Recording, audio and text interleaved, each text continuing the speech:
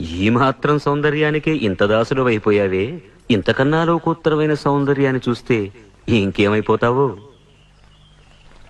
ఇంతకన్నా సౌందర్యమా?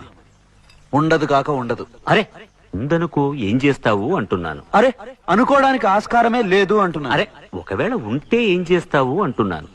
ఇంతకన్నా ఆనందప్రదమై, ఆద్యంత రహితమై, అనంతమై, నా హృదయమంతా నిండి నన్ను తనలో నింపుకునే సౌందర్యమై ఉంటే అరే ఉండదయ్యా స్వామి. అరే ఉంటే ఏం చేస్తావయ్యా?